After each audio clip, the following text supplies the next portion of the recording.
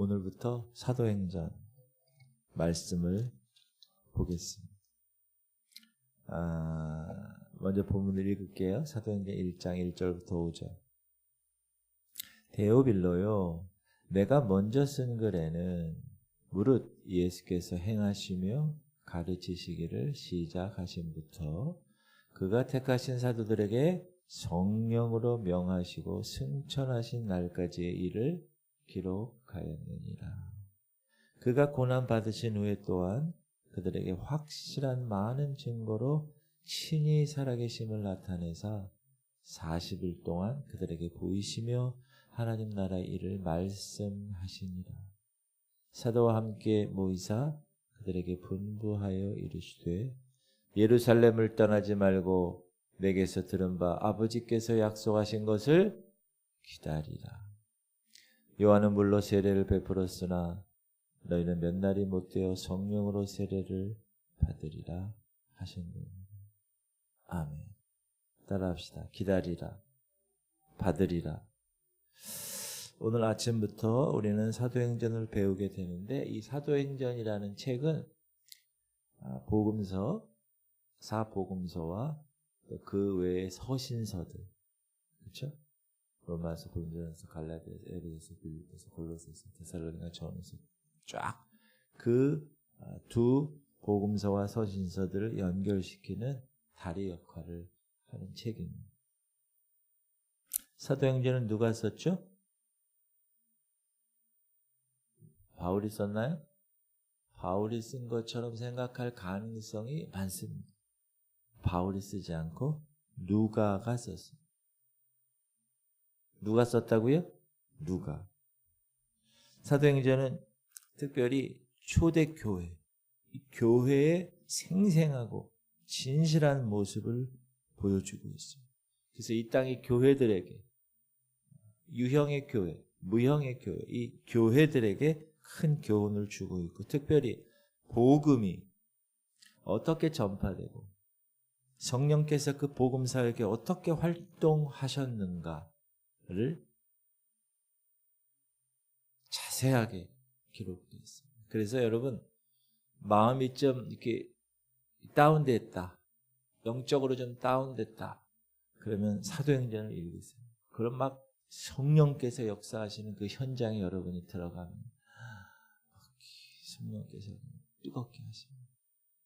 그걸 경험해가지고 사도행전, 이야, 성령께서 이렇게 하십니다. 성령께서 오늘도 어제나 오늘이나 영원토록 동일하신 분임을 선포합니다. 그래서 우리가 이 말씀을 받고 그 말씀대로 실천하면 동일한 성령께서 동일하게 역사하실 줄 믿습니다. 사도행전은 아까도 말씀드렸지만 누가라는 사람이 데오빌로라는 사람에게 쓴 편지. 근데 두 번째 쓴 편지. 목사님, 첫 번째 쓴 편지가 뭡니까? 데오빌로요, 내가 먼저 쓴 글에는, 여기 내가 먼저 쓴, 이 내가는 누가고 먼저 쓴 글은 누가복음이에요. 무릇 예수께서 행하시며 가르치기를 시작하신부터 그가 택하신 사도들에게 성령으로 명하시고 승천하는 날까지의 일, 그 누가복음을 기록한 거예요. 사복음서 중에서 여러분, 예수님에 대한 영화를 만들다거나 어떤 이런 거를 할 때 마태복음, 마가복음에서 하지 않습니다. 요한복음에서 하지 않습니다. 항상 누가복음에서 이 영화 감독이나 시나리오 작가들이 누가복음을 연구해요. 왜냐하면 누가복음에 아주 자세하게 기록되어 있어요. 예수님에 대한 생애.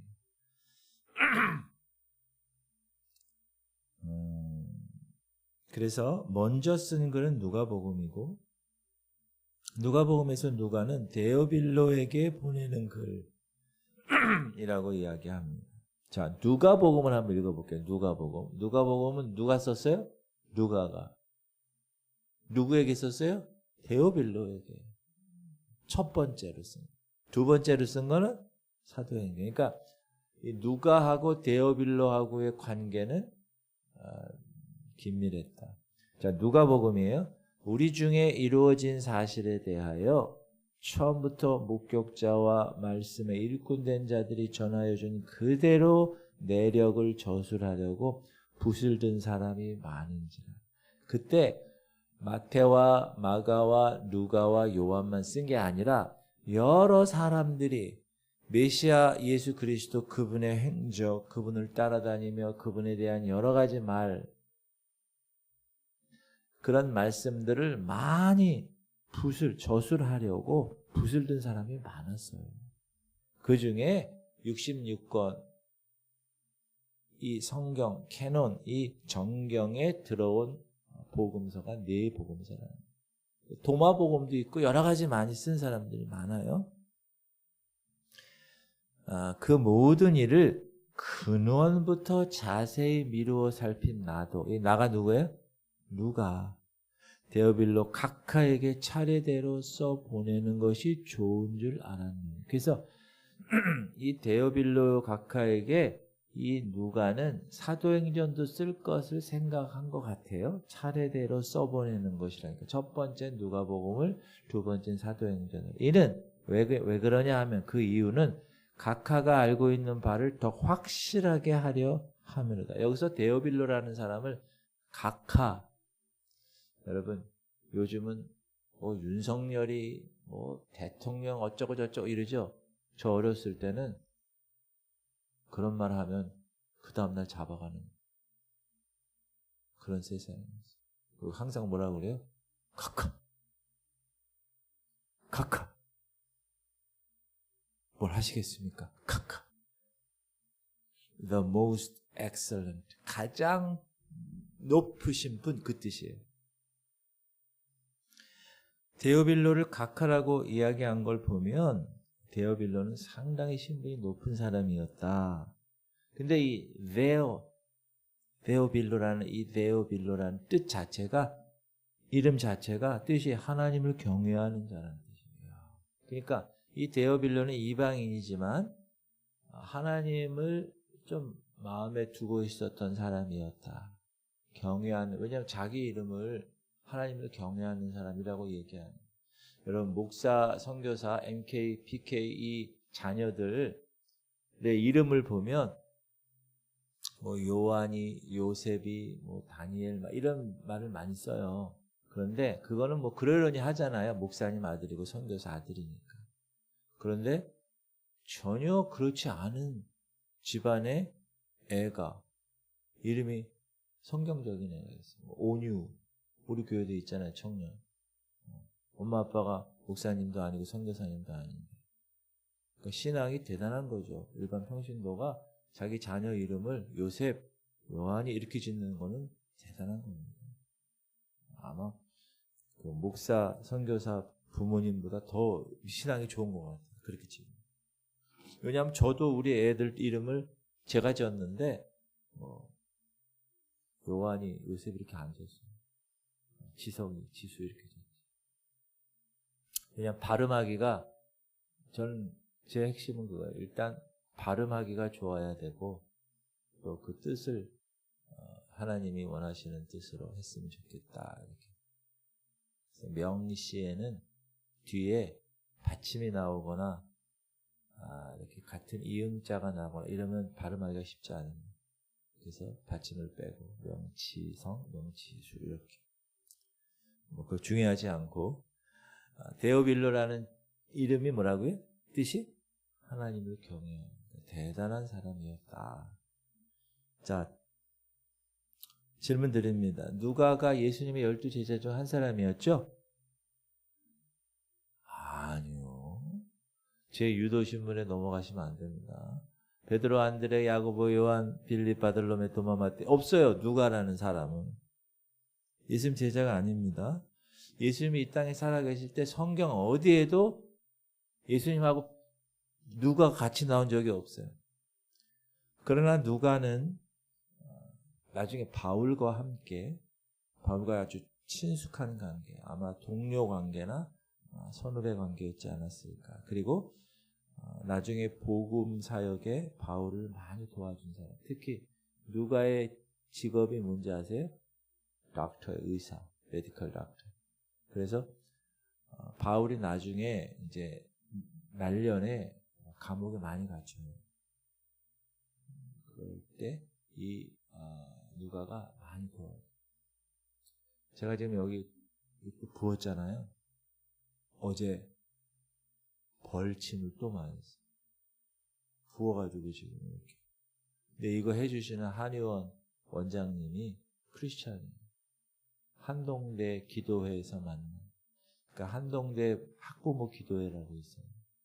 한동대 자녀들이 있는 부모들은 월 1회 전국에 쫙 이렇게 부서가 지부가 있어가지고 한동대를 위해서 기도하는 부서가 있어요. 거기서 만난 그분이 여기 지금 이 재활을 도와주고 있어요. 너무나 감사하다고 저는 생각합니다. 그리고 제가 이가 아주 약하거든요. 잇몸하고. 근데 지금 이렇게 건강하게 이렇게 하는 것도 저 분당에 어느 치과 의사 선생님, 원장 그분 덕택에 제 이가 지금 이렇게 잘 씹으면서 살아갈 수 있어요.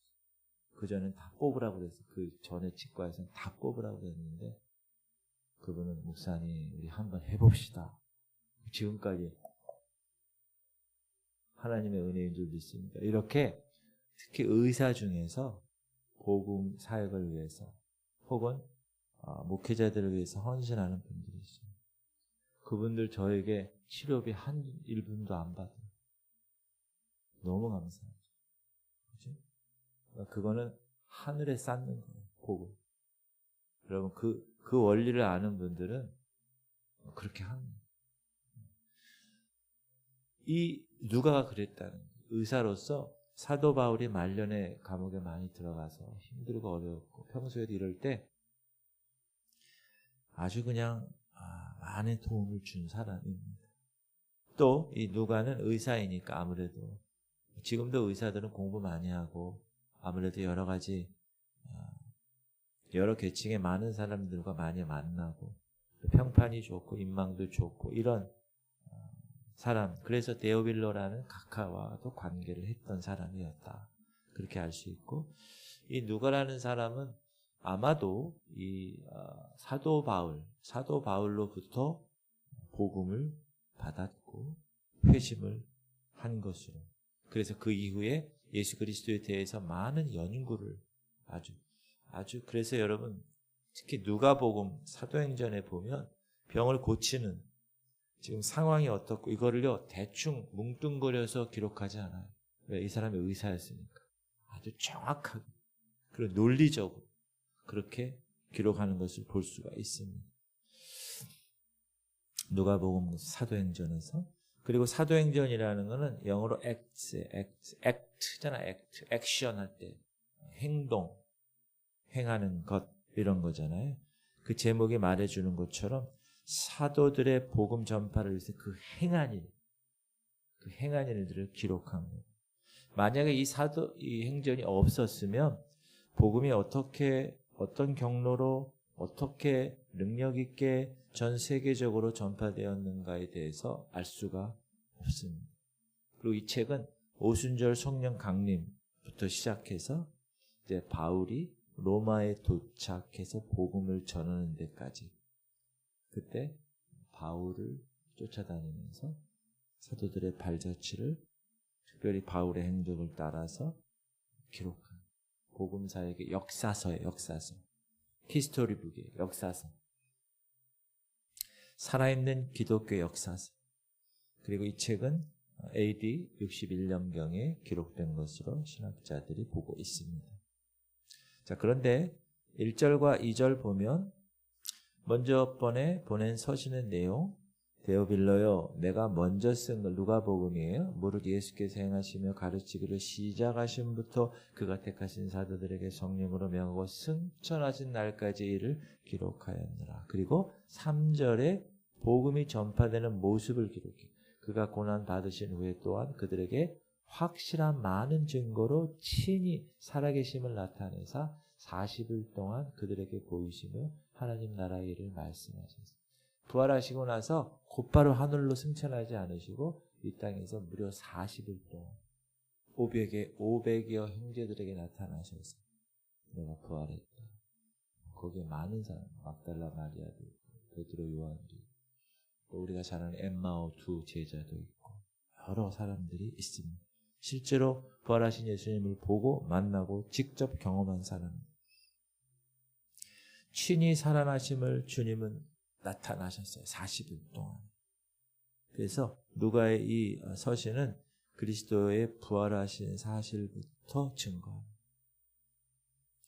왜냐하면 예수 그리스도의 부활 사건은 엄청난 중요한 그런 이슈였고 문제였기 때문에 그렇습니다.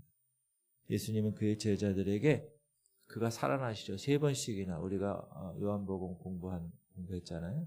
3번씩이나 제자들에게 나타나시잖아요. 확실한 증거. 그래서 부활을 본 모든 사람으로 하여금 부활의 증인, witness, 부활의 증인의 삶을 살도록 삼으신 것입니다. 40일 동안 보이셨다는 것은 40일 동안 이 부활체로 눈에 보이는 같이 먹고 같이 마시고 같이 대화를 나누는 그러한 부활체로 제자들에게 나타내 보이셨다라는 말입니다. 사도와 함께 모이사 그들에게 분바에 이르시되 예루살렘을 떠나지 말고 내게서 들은 바 아버지께서 약속하신 것을 기다리라. 요한은 물로 세례를 베풀었으나 너희는 몇 날이 못되어 성령으로 세례를 받으리라 하셨느니라. 이게 부활하신 주님이 제자들과 함께 모였을 때 말씀하신 내용. 2가지. 하나는 기다려. 요즘 개, 고양이 훈련할 때 하도 그러니 기다려 먹어 막 이런 거 기다려 그러면 막 사람들이 그런 생각을 하는데 예수님이 제자들에게 얘기하는 기다려. 예루살렘 떠나지 말고 기다려. 그러면 몇 날 못 되어 성령으로 세례를 몇 날이 못 되어 며칠 만에 성령을 받았죠? 그리고 나서 며칠 동안 기다렸어요? 며칠? 열흘 동안. 40일 보이시고 열흘, 그래서 50일, 그래서 오순절날 성령께서 임재하고 계십니다. 자, 예루살렘이란 뜻은 이르샬라임입니다.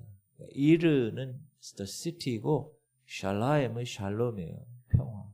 그래서 the city of peace 이런 거죠. 평화의 도시. 근데 이 예루살렘은 계시록에도 나오고 지금도 예루살렘이라는 그 지명이 있고 교회를 말하기도 하고 성령을 받기 전에 예루살렘을 떠나지 말아라. 여러분 신앙생활이 성령이 없는 생활이 된다. 그러면 하나님의 능력이 나타날 수가 없다. 그 얘기입니다. 제자들이 복음의 일꾼으로 그리스도를 증거하려면 예전에 그 육의 모습으로는 불가능하다. 성령을 받아야 한다.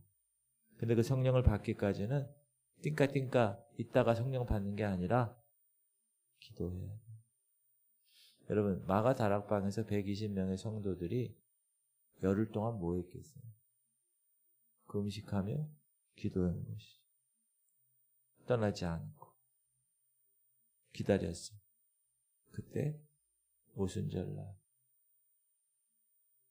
그 마가의 다락방 120명 시청각으로 성령께서 오셨어요. 불의 혀처럼 갈라지는 것이 눈에 보였고 바람 같은 소리가 들렸어요.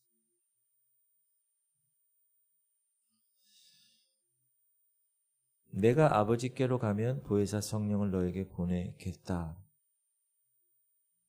예수님이 약속하셨고 성령으로 세례를 받으리라.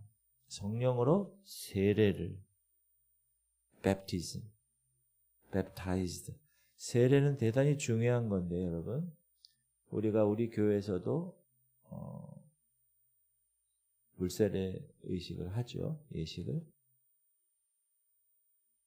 보통 우리가 세례 그러면 천주교 영향 때문에 물세례만 생각하는데 물세례는 사실 성령 세례의 상징에 불과한 거죠. 물세례는 회개의 세례에 지나지 않습니다. 그러나 성령 세례는 거듭남의 증거입니다. 물세례는 그냥 주님의 명령에 의해서 목회자가 주의 종이 성부와 성자와 성령의 이름으로 내가 홍길동에게 세례를 베푸노라 이렇게 하지만 성령 세례는 성령께서 직접 임하는 거예요. 직접. 이 성령 세례의 약속은 모든 그리스도인들에게 약속한 언약된 축복입니다. 그리스도인 여러분, 이 성령 세례, 성령 충만, 성령의 내주하심 이런 것에 관한 이 개념을 정확하게 하셔야 됩니다. 이게 안 되면 뭐가 성령 충만인지, 뭐가 성령 세례인지, 뭐가 성령의 내주하심인지 이런 거에 관해서 좀 헷갈릴 때가 있습니다. 자, 우리가 예수 그리스도를 복음을 들어요. 듣고 예수 그리스도를 주님으로 주인으로 고백해서 구원을 받는 거예요. 그 구원을 받을 때 성령께서 여기에 딱 실어 오시는 거예요. 처음. 성령이 아니고서는 예수 그리스도를 주라 시인할 수가 없기 때문에. 그래서 예수 그리스도를 주라 시인하는 사람은 이미 성령이 여기에 오신 거예요. 여러분 마음에 여러분 구원 받으셨습니까? 확신이 있습니까? 그럼 여기 divine nature, 성령, 신의 성품이 여기 딱 뿌려진 거예요. 그 전에는 여기 human nature가 있는 거예요. nature. 그래서 우리의 인간의 욕심에 따라 인간의 이 몸, 이 육신의 정력에 따라 살아가다가 이 divine nature, 하나님의 성품이 여기 딱 온 거예요. 그러니까 막 갈등이 생기는 거예요. 예전에는 육신의 생활을 하는 거에 대해서 전혀 개의치 않고 생활을 했는데 이 디바인 네이처 하나님의 성품이 여기 딱 들어온 다음부터는 막 갈등이 생깁니다. 그 신앙의 고수인 사도 바울도 로마서 6장에 보면 오라 나는 공고한 사람입니다. 이 사망의 몸에서 누가 나를 건지리. 내가 이 디바인 네이처 하나님의 성품 때문에 하나님을 따르려고 하는데 이 안에 또 다른 법이 있다. 휴먼 네이처. 그 육신의 법이 자꾸 이 성령의 법을 거스려서 계속 싸우는 그게 영적 싸움입니다. 여러분 이거는 죽을 때까지 영적 싸움을 하는 거예요. 여러분이 이겨내셔야 되는 거예요. 에스키모 부모가 자녀들을 교육할 때 이렇게 얘기했대요. 여기 까만 개가 있고 여기 하얀 개가 있다. 근데 까만 개는 계속 나쁜 걸 하고 싶어 하고 하얀 개는 계속 좋은 걸 하고 싶어 해요. 애가 물어봤대잖아요. 그러면 계속 좋은 걸 하려면 어떻게 해야 됩니까? 아빠가 뭐라고 그랬다고요? 하얀 개, 먹이를 많이 주는 개가 승리한다. 그러니까 여러분이 Divine Nature, 하나님의 성품에 먹이를 많이 주든지 Human Nature, 이 육신의 이 성품 여기에 먹이를 많이 주는가를 점검해 보면 여러분이 육신에 속한 사람인지 하나님에 속한 사람인지 분별이 되는 거예요. 매일 새벽기도, 수요예배, 금요예배, 골방기도, 공동체 성경 읽기, 큐티, 하나님을 향한 찬양 이런 게 여기서 자꾸 먹이를 주는 사람은 육신의 정력이 어떻게 될까요? 힘을 잃어요. 그래서 하나님과 함께 그렇게 살아가는 디바인 네이처가 점점 커는 거예요. 자리가. 그런데 그렇지 않고 달랑 한 번 일주일에 한 번 나와서 이따 세상 나가서 천천히 그거는 여러분 게임이 안 되는 거예요. 그래서 성령 디바인 네이처 여기 들어온 다음에 성령께서 여기 안에 계시는 게 성령의 내주, 성령 세례야 그게. 그런데 그 성령께서 여러분 삶 가운데 모든 삶의 전인적으로 다 그분의 이끄심에 전적으로 여러분의 삶을 포기하고 그분의 삶으로 전적으로 가는 삶, 그게 성령 충만함입니다. 제가 그거를 재밌게 예를 들었잖아요. 성령님을 여러분 집 안에 모시는 거예요. 근데 여러분 거실 안에만 모시고 성령 세례를 받아서 성령이 없는 게 아니에요. 있어요. 근데 여러분이 할 일은 다 안방 가서 여러분 마음대로 하고 건너만 가서 여러분 계획대로 하고 성령님하고 전혀 관계없는 성령은 거실에만 두고 여러분 하고 싶은 대로 막 했다. 성령 충만이 아니에요. 성령은 계셔. 여러분 안에 성령은 계셔. 근데 그 성령이 일을 할지를 못해. 왜? 여러분이 여러분 거를 다 하니까. 디바인 네이처가 힘을 쓸 수 없어. 휴먼 네이처 때문에. 그거는 성령이 내주하시고 성령 세례를 받은 사람이지만 성령 충만한 삶은 아니다. 내가 안방에서 나의 계획을 세울 때도 성령을 초청해요. 안방에. 성령님 제가 이렇게 계획을 하고 이렇게 2025년도는 목회를 하려고 그래요. 어떻게 하려고 그래요? 초청해서 성령님과 함께 그게 성령 충만이에요. 그러니까 성령 충만을 해야 성령의 역사를 이제 내일 1장 8절을 공부하겠지만 권능을 받는 거예요. 권능을. You will be my witnesses. 너희들은 내 증인들이 될 거야. When the Holy Spirit comes upon you. 성령께서 너에게 임하시면. 그러니까 성령께서 임하셨을 때 파워가 생겨요. 파워. 그 파워를 가지고 삶을 살아가는. 그래야 영적 전쟁에 여기 싸움에 이길 수가 있는. 그 싸움의 역할이에요. 제가 그러죠. 항상 예수를 처음에 믿었다. 무슨 뜻이라고요? 영적 전쟁이 시작된다. 할렐루야. 그러므로 여러분 성령 세례를 내가 받았는지 안 받았는지. 두 번째. 그럼 그 성령을 내가 모든 전 인격적인 내 삶 가운데 그분을 주인으로 내가 내어드리는지. 성령 충만이라고 그랬어요. 그걸 항상 점검해요. 성령 세례를 받아도 자기 멋대로 살 수 있다라는 생각을 꼭 기억하시고. 근데 그게 어떻게 나타납니까, 목사님? 어떻게 알 수 있습니까? 열매로 나타나요. 사랑과 희락과 화평과 오래 참음과 자비와 양선과 충성과 온유와 절제의 열매를 그 사람이 맺고 있는 거예요. 근데 그 열매는요, 9가지 열매지만 단수로 되어 있다고 그랬어요. Fruits of the Spirit is 이렇게 되어 있어요. Are God. 그러니까 여러분이 저는 사랑을 하는데 기쁨이 없어요. 그건 말이 안 되는 거예요. Love가 있으면 joy가 있어요. 전체가 다 한 열매.